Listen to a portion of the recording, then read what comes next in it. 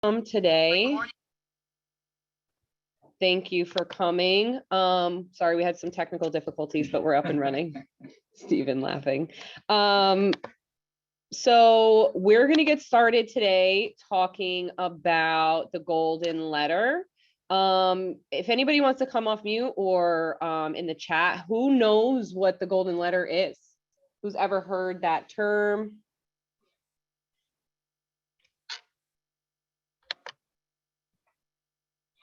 I know what it is. I knew I could count on you, Minnie. Yes. The golden letter is a letter that you send out to different people, homeowners, letting them know that you're asking them, giving them an offering to put their house up for sale. Yeah, right. It's a letter prospecting for listings potentially. However, what is one thing that we all have in this market right now? So listings are harder to come by, but what is it something that most of us have right now in this market? A lot of buyers. Buyers, exactly. So I'm going to teach you guys how to leverage your buyers to get more listings. So all right. Yeah, so let's get started.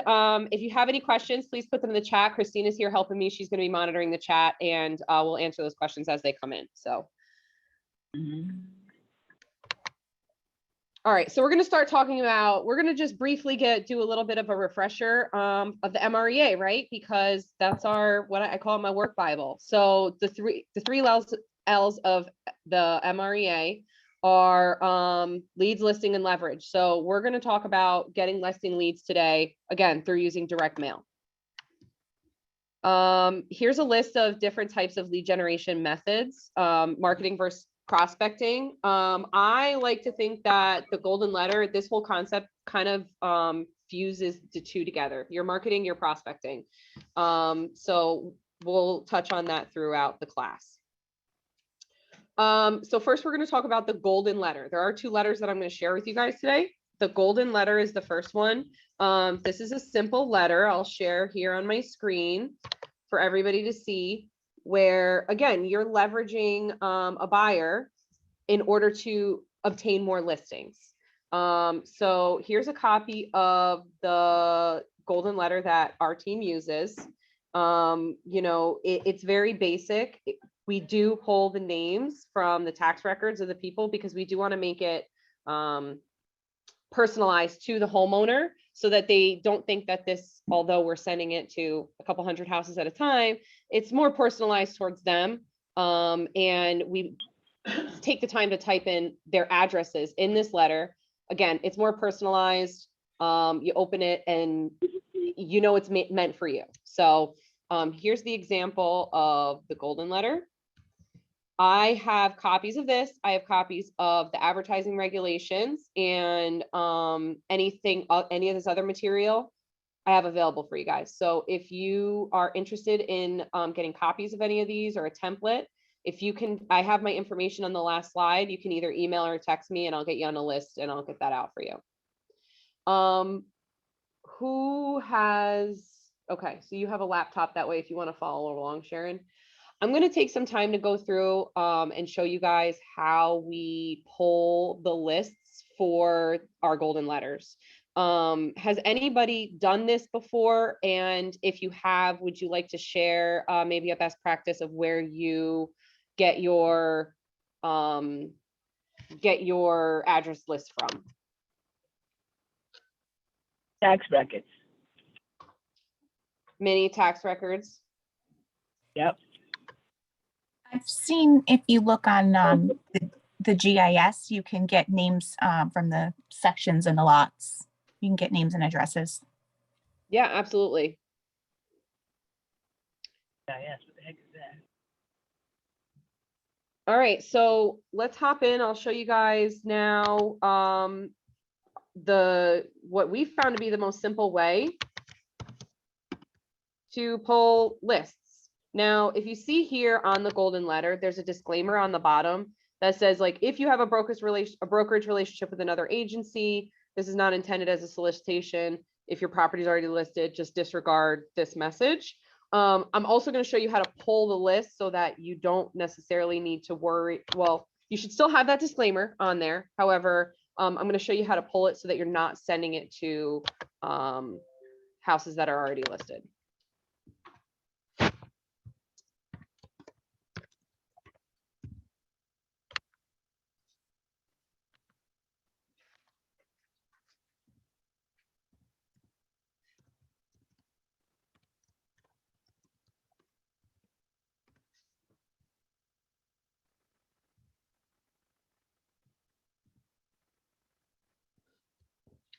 So who here uses Realist on a regular basis?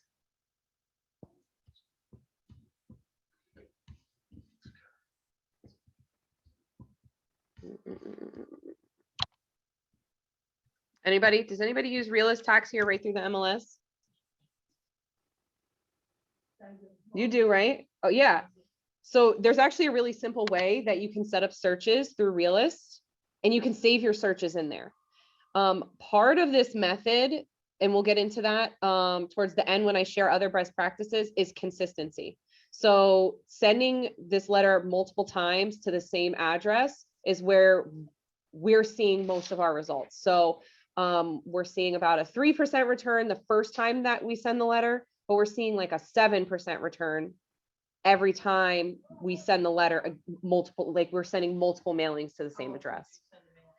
So we start with, I want to say probably we've done our farm area. We've sent either a golden letter or I have a buyer letter 4 times in the last 2 quarters, in addition to other mailings because it's our farm area. However, we see more of a response when we send it the second time. So the first time, I feel like we have a higher open rate, although there's no way for us to track that. We don't know what the open rate is because it's direct mail. However, we do get a lot of phone calls, which is great, even if it's people just inquiring. I mean, we do get a handful of people saying, please take us off your list, right? However, Still good because it means that they open the letter. they open the letter. Thank you, Matt. Yes. So, yeah, so consistency is key. So I'm going to show you a way that you can share, you can save your searches in Realist, and you can really hone in onto exactly what type of house you're looking for and in what area you're looking for, so that you can make this a specific farm area for golden letters. That way you can utilize that list again to send to the same list. And you can also track your return, right? Because that's a huge part of this, is you need to track how many calls you're getting, how many listings you're taking, so that you can make sure that you have a return on your investment. So you send out the golden letter first, Mm-hmm. and then the second letter is a different type of letter that you send out? So we may send the golden letter more than once.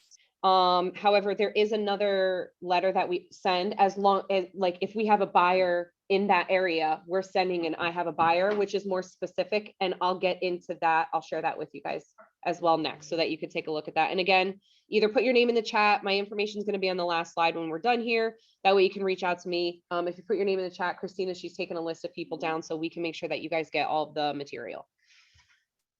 All right, so the first thing you're going to do is you're going to change to the county that you're searching in. So we'll start with Orange County. I'm going to do Middletown, kind of keep it a little bit simple here. I got to move some of these controls around. I'm trying to follow you, and I'm on the HGAR website, but I don't know how you got to where you are. Oh, okay. I can show you. So, are you in the MLS in Matrix? I think so. Stephen, it's Michelle. Am I? Stephen, it's Michelle. Stephen, are you there? It's Are you Michelle. there? Stephen, SOS. Okay, so does your screen look like my screen right now? No, nothing like that. It's on basically the landing page for HGAR.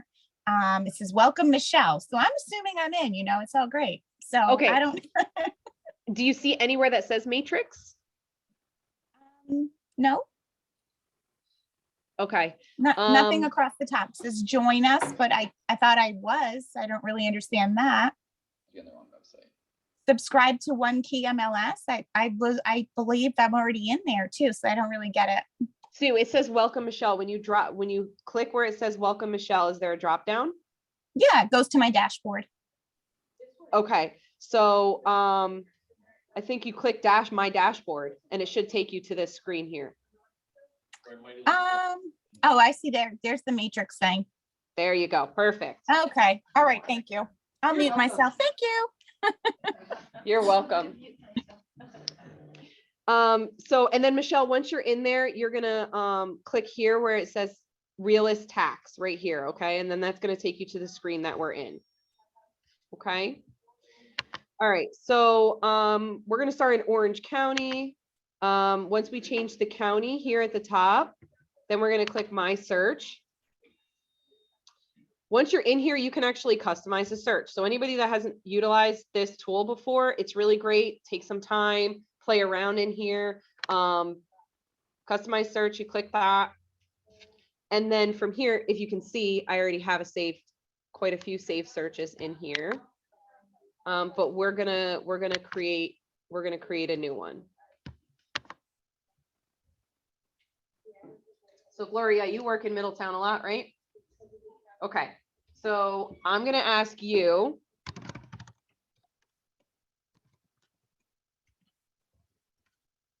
to give me some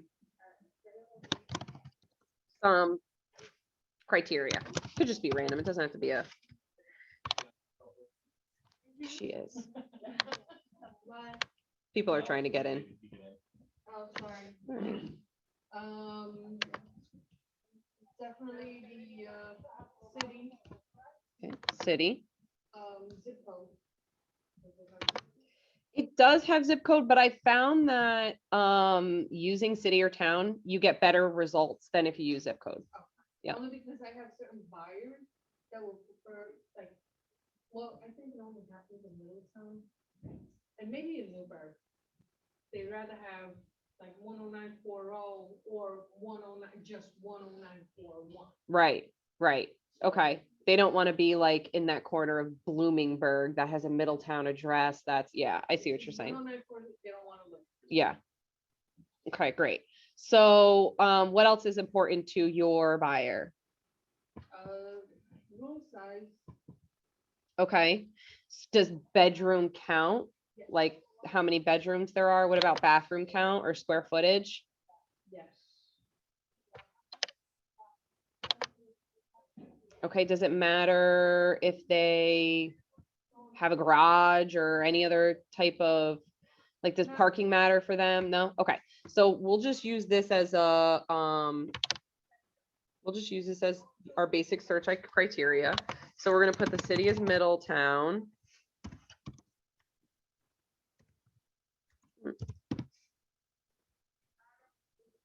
This one's cool because you can select from the list. Yeah, so rather than I've seen that there's more success if you do it this way rather than typing it in, because like you can do town of Walk Hill and you could do city of Middletown. See, if you just type it in above, like we did before, you're only going to get Middletown. You're not going to get anything that's in the town of Walk Hill. So like we can just, for argument's sake, we'll just delete that. All right, so how many bedrooms does your buyer prefer? 3+. So we'll do 3 to 5. And then we'll do, how would we do 1 to 3 bathrooms? Okay. Square footage? 1,500 above. 100. Oh, thank you. 15,000. 15,000. Not there yet. All right. So then you just hit search here at the bottom. So now it's going to tell you, okay, well, we've exceeded 2,500 search results, right? Do you want to send 2,500 letters? No. Yeah. So then what we can do is we can refine the list a little bit by maybe narrowing. So rather than 3,500, let's do 2,200. And let's do 3 to 4 bedrooms, right? And we can just kind of play with it here until you get a list the size that you're looking for. And you can also add additional search criteria from that list that I was showing you. guys, so that it can be even more narrow and you can really get a house that they're specifically looking for. So I'm just gonna go show the first 2,500. Normally when we started small, right, Matt? We did like 100 letters at a time, 200 letters at a time. Now what we've done is we're still farming to the people that haven't responded. And again, as long as we have a buyer in that area, but we're working mostly in the same areas, right? And so then from there, we've just kind of expanded that. And then every time we kind of add some more addresses to see what our results are. Important step is to filter these listings, because you want to make sure you take out anything that's already active and anything that is under contract.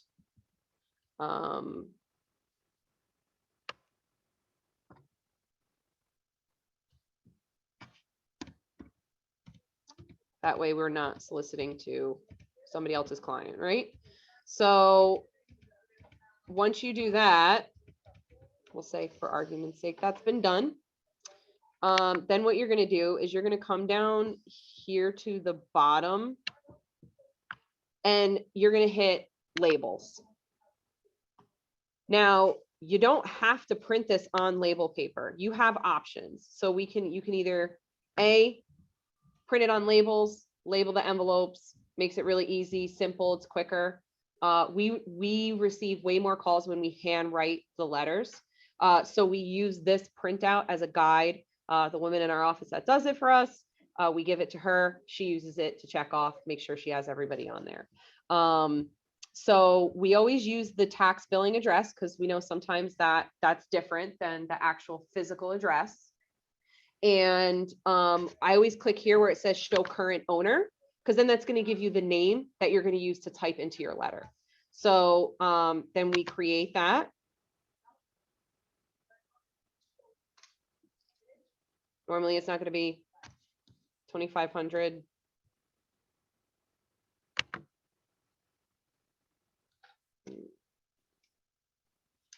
Sorry, this isn't my laptop, so I don't know. It's not usually going to be this many. However, when you can filter it, you can make it smaller, you can start small, work your way up from there. Again, consistency is where we're seeing our results. So that's probably the most important message that I can get across to you guys today. It's doing it over and over again. Because I've run into this. How do you track that person who doesn't have, is not at the property address? So you have Northern. Second. Northern How do entity. you know which property he's replying to about? So that's a really great question. One thing we do when we scrub our list is we don't send to banks, businesses. We usually are sending directly to homeowners. Right, but I understand that. Mm-hmm. But what happens if it's somebody who has a property here, but let's say lives in New York City? Mm-hmm. So how do you connect one with the other? So that's where it's a little bit more time consuming. And we literally have a woman who does this for us, because once we print this sheet and we give her this sheet, if it's not a local address, meaning within that town of Walk Hill, in that zip code, then she's going into Realist, she's entering their name, she's finding what the address is, and she's writing the address in there. It's manually done. Yeah, we haven't been able to find a way that is done automatically. I mean, we could potentially print 2 sheets and then just cross-reference them, because you can do either tax address or physical address. However, we've seen that there's more. We try to do specific, so we've done out-of-town owners and we've done people that are primary residents, to kind of keep that a little bit simpler and a smoother transition. If you're doing them at 100 at a time, when I was doing it before we hired Tammy, I was doing like 10 or 15 a day, and I was just time blocking the time in my schedule, and I was doing 10 or 15 a day. And then that way get those out. And I was that way every day, 5 days a week, I was doing 10 or 15 of them. So, but when we took it to a higher scale and we started seeing the results that we're getting from them, that's when we decided to bring somebody on, and her job is specifically, she does these letters for us and other mail marketing that the Market Center doesn't provide us with already, so. But that's a good question. Okay, so once you get in the sheet, like I was just explaining to Gloria, there are going to be times like this is in Washington, DC. Again, we usually don't send to banks, so we would probably just delete this person from the list when we're scrubbing our list. But there is going to be times where you have, you know, out of state, out of county owners, or it goes to a different tax address. And so that's a little bit more manual legwork because you have to look up what the physical address is. Danielle, Cassie asked, how are you telling which properties are active? Is it the ones with the cameras? That's a good question too, Cassie. So these little, I guess, I don't know, dots, whatever these are, these, if you hover over them, they actually tell you what the status of the property is. So if it has been listed on the MLS, it will have one of these little like markers on it, I guess. And Yeah, balloons, pins, whatever. And when you hover over it, it'll tell you what it means. So green means active, yellow means pending, red means sold, and purple means expired. But if you just hover over them, it's going to tell you what it is. Does anybody else, we'll take just a minute right now to see if anybody else has any other questions, concerns, or anything before we move on.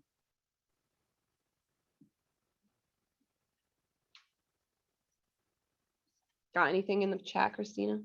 No, I just told them to come off mute if they have a question. Okay. I'm just trying to keep refining the search because I'm still getting like 10,000, you know, Mhm. listings. So I'm just, yeah, just, you know, down to 6,500. So we're getting better. You're getting there, Michelle. That's all right.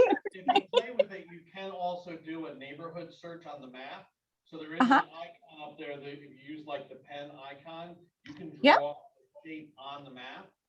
So Okay. if I had someone that said, I only want to be on the Dolson Avenue side of Middletown, I could cut the whole rest of it off and just Mhm. circle a specific neighborhood or a specific area on the map, and that can also be a good way to reduce your search. Okay. Yeah, that's a good point, Matt. Thank you for sharing that. So, and then you can, what's great is then you can save it. So when you hit this save button right here, that same list is going to be there for you always. You don't have to keep it anywhere else. You don't have to do anything. You just hit save and then it's right here in your saved searches. So when you're ready to go back, it's not permanent. So you can actually modify it from there too. So if you want to, for instance, we get that maybe 2 or 3 people for every like 500 letters that we send that call and ask us to remove them from our list.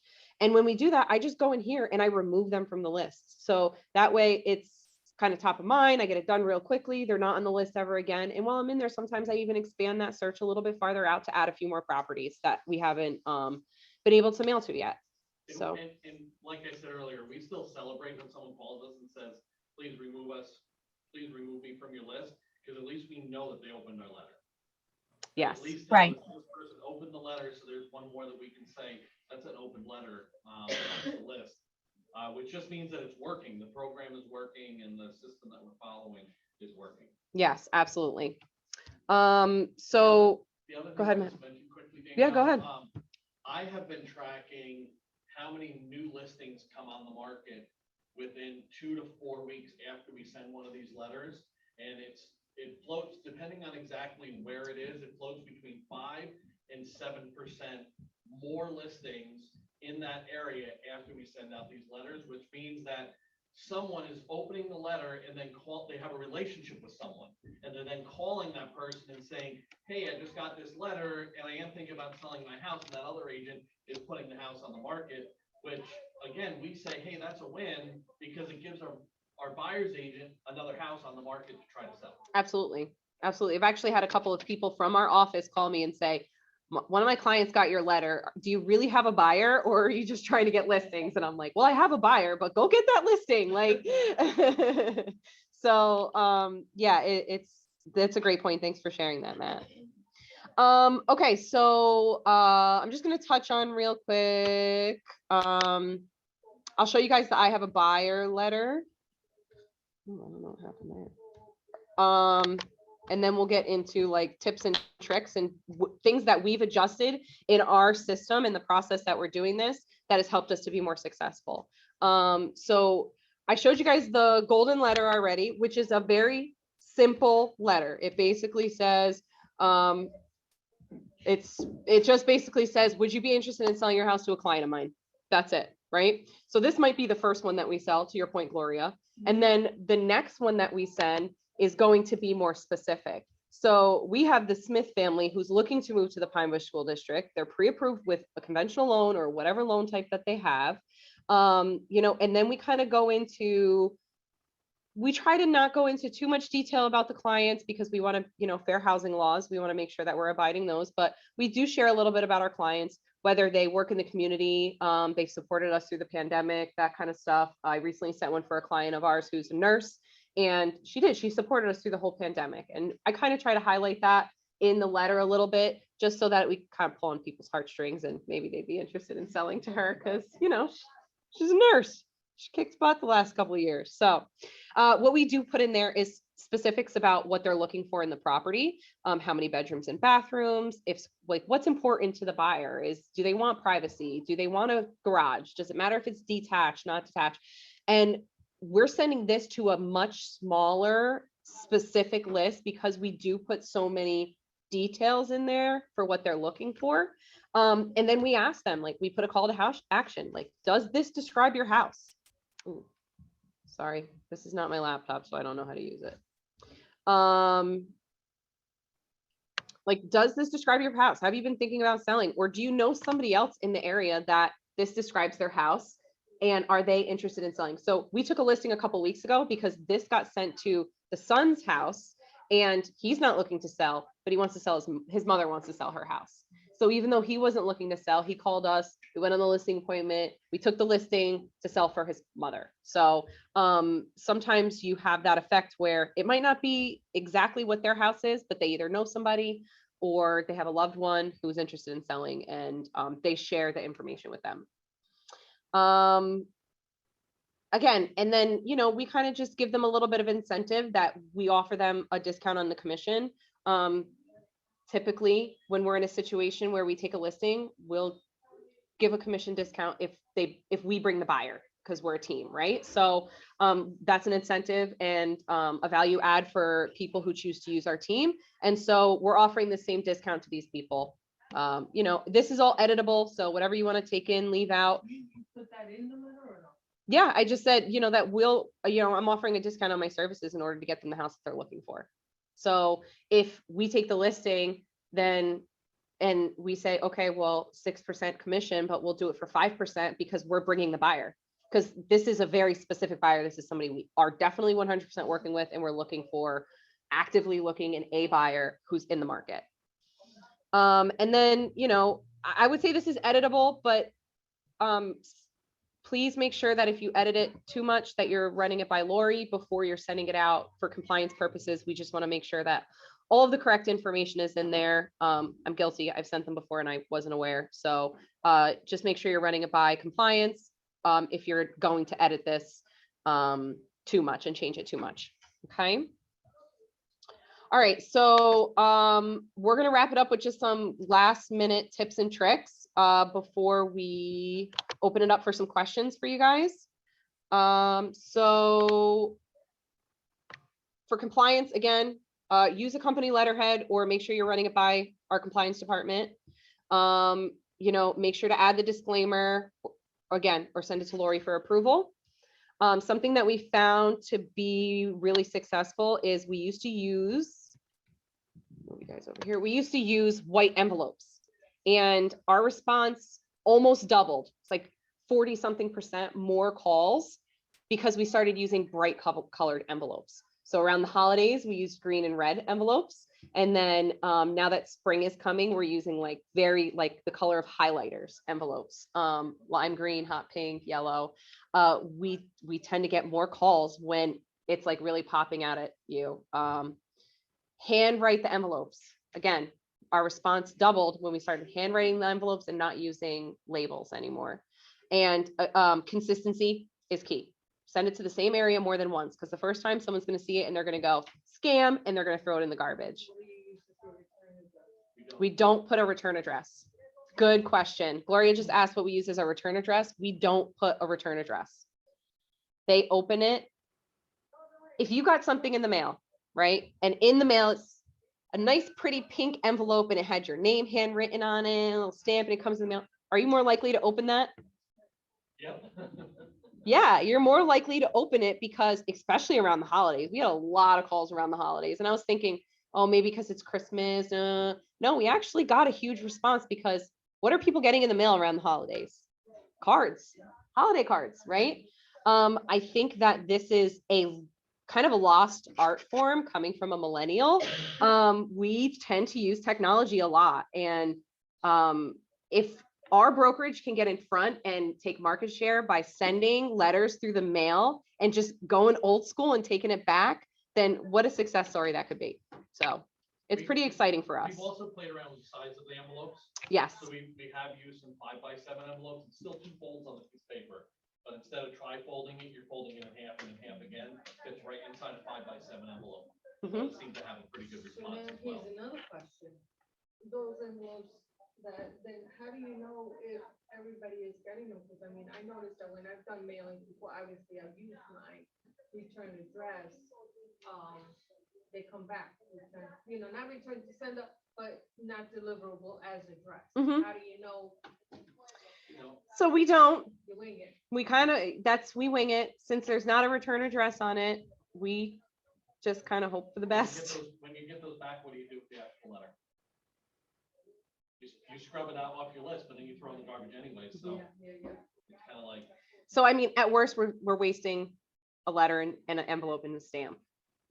So we doubled our open rate when we removed the return address off the envelope. yep. 2% to 4%. So we started like a letter, return address, label, and then we experimented from there. When we weren't getting the response, then we said, okay, let's take off the return address. And then when we weren't getting the response, okay, like we heard, I don't remember, was it Mega Camp or Spring Masterminds? One of those there we watched and they said that they were handwriting their envelopes. So we were like, let's handwrite our envelopes, right? And so then from there, we just kind of, now that we've been doing this, over 6 months probably at this point, we've really been able to hold in on what exactly to do to get the most amount of phone calls. So. And the simple letters actually seem to get the best response also. That short one-liner letter of, are you interested in selling your house to a client of ours? The end gets the best response. And if anybody, if you guys can just drop something in the chat, if you're interested in a class to follow up with this about scripting and what we say when they call, I'd be happy to do that. I'm sure Matt and Christina would love to be involved in that as well, since we share in the responsibility of taking those phone calls. But if anybody wants to have a scripting class or a scripting workshop to follow this up, we're happy to share some of our scripts with you guys too. Does anybody have any questions? Joe Rubio asked, do you put your business card in? No, all of our information is right on the letter. People are saying yes, scripting workshop. Scripting workshop. Okay, I'll talk to Stephen and leadership here, and I will get us on the calendar for a scripting workshop. Joe, to answer your question, we have done some mailings where we put business cards in them, but we weren't getting as much of a return as we were this way, and it's more expensive because you're using the business card. So so I farm my neighborhood where I live. Matt farms his neighborhood where he lives. Christina farms her neighborhood where she lives. Those are 3 of our smaller farms. Those areas, yes, we send business cards. We want them to know what our faces look like, right? Because we're farming to our neighbors and growing relationships with our neighbors. But for this, we don't. I think how many did we send? What you're talking about is more of a direct mail marketing Yes. strategy, Mhm. like a 12 direct. 12 direct campaign that we run in very specific farms. So that's really a different marketing strategy than the golden letter. Yes. Yeah. This is more of, we're marrying marketing and prospecting. Yes, for scripting. Awesome. Okay. So how are we getting? Hey, Danielle, what if someone doesn't have time to send these letters out themselves? So that's a great question. We have, again, Tammy in our office, and she is just part-time with us. This is all that she does, and she does it either from our office or at home. She has time to take on more clients. So if anybody is interested in utilizing this strategy, but maybe you don't really have the time to be handwriting 500 envelopes or doing this consistently, again, please send me an email or a text message. We'll get you set up so that Tammy can help you. She is running an introductory rate just because we were doing this class. She'll do the first 100 envelopes for you that's stamped, filled, everything. You literally just give us the list. We do everything else for $199. So if anybody's interested in that, you just let me know. If you're looking for a more specific package and pricing, please, again, email me, text me. We can work that out, and we can get her on starting to send some of this stuff for you guys too. I had a question. How are you getting their email? Do you use smart plans after the letter? So yes, we use smart plans after the letter. Whenever we make contact with somebody, they're going on a smart plan so that we can stay in touch with them. I want to say that this is something that we should start tracking, but I want to say 70% of the people that call are probably B sellers, meaning that there is some cultivation that needs to happen. The other 30% are ready to sign when you walk in their door, which is great. We closed 2 listings last week, 2 weeks ago, and they were from these golden letters. So yeah, like I said, about 30% are ready to sign when you walk in the door. The other 70% take some cultivation, some relationship building, and that's okay. And so getting their emails, once we talk to them, I just get all of their information, name, phone number, email, that kind of stuff. Another yes for scripting from Kenneth. Thank you, script. Thank you. What was the question? Sounded very faint. Sure, please send me a cost associated.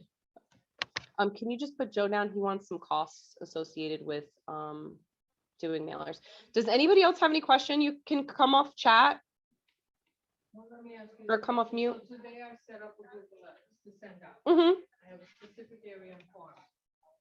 So when do I send my next set of letters? And do I send it to that same group? And Yes. what letter do I send? Do I send the same letter? So we've sent the golden letter twice before sending the I have a buyer letter. The golden letter is the very specific one. I would say if you're starting small with one farm, I would do it once a month. So golden letter, next month, golden letter, next month, I have a buyer. Because we have taken buyers from these letters too, where people are like, well, I don't want to sell, but my daughter wants to buy, right? And so then you can use that person as, okay, well, this person wants to buy, and we all have buyers right now. Like they're easy to come by. So we're going to leverage them so that we can take more listings. And what's great is that we have, you do have the opportunity to find a house for somebody who might have been in the market for the last 6 months trying to find something, and it's off market and they don't have as much competition, especially if you're looking at somebody who doesn't have such strong financing, so. And I don't know if they can hear me on Zoom or not. If you're a brand new agent and you're not currently working with a buyer, use the Facebook Ad Accelerator and run a Facebook ad. And I will guarantee that you will get at least 4 or 5 buyers who will respond. And even if you don't directly talk to them, you have criteria of exactly what they're looking for. And that is a buyer that you could contact and sell them a house. So just use that person as your buyer and send these letters out, because that is still having a buyer. Do we have anybody still posting on the ones that needs in Facebook? I haven't seen very much in that recently. Did everybody hear Matt's statement about running? Okay, good. I see Michelle's thumbs up. Thanks, Michelle. Please repeat that. So Barb, Matt was saying, so what Matt was saying is that if you don't have any buyers right now, the best thing to do is to run a Facebook ad through the Ad Accelerator in Command. Utilize or leverage those people that you get in touch with, because you're going to get in touch with at least one person, right? And so hopefully more, and use those people and leverage them as the buyer. Get what they're looking for, what their criteria is, create a letter, send that out, find the listing for that buyer. Maybe they don't end up buying it. but then you took a listing, which is great. Bring you other buyers, open houses. So that Facebook Accelerator, that's just to find buyers. You couldn't formulate that to get somebody to list, or you're just hoping it gets some attention either way. I wish that we got leads from that, Michelle, for sellers. Okay, We've tried. okay. I mean, if somebody else has been, Kenneth wants pricing too, Christina. If somebody has ever gotten a seller from Facebook Ad Accelerator, I love to hear how. Please Okay. share, because Okay. we haven't been successful with that. And we've tried a few different ways. So yeah, I'd love to connect with anybody who's been able to do that. And not to change the topic, to go back to this dashboard for the One Key Realist, but if there is no MLS listing on these properties, is it safe to assume they're not available, they're not for sale, right? No, Yeah. people are just happy living at home. So Yeah. wouldn't they be the ones that you'd want to target as opposed to? Yes. Okay, is that a stupid question? I'm sorry. No, it's not a stupid question. Okay. I don't listen, anybody who's purchased a house from 2000, like if you purchased a house in 2018, chances are you got some good equity right now, right? So even if it's sold in 2018, we're still sending this letter out, because if we can share, some people don't know that they have the equity that they have in their house. So if we can share with them, oh, look how much equity that you've gained in the last 4 years. Right. That's a great message to come into, and that's definitely added value to come into a listing appointment with. So I wouldn't remove any expired or any sold listings. Just make sure you do remove anything that's active and pending. Okay. All right. Does anybody else have any questions before we hop off here?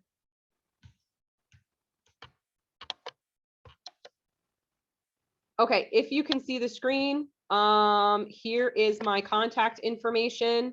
If you can't get in touch with me, you can always get in touch with Christina or Matt, somebody on the team. But here's my direct contact information. If you have any questions, or you want pricing and we didn't get you on the list, or you're watching the replay of this, just email me, text me, and we will get you the information that you need, or get you some pricing over for us to help you to send some letters. Thanks, Joe.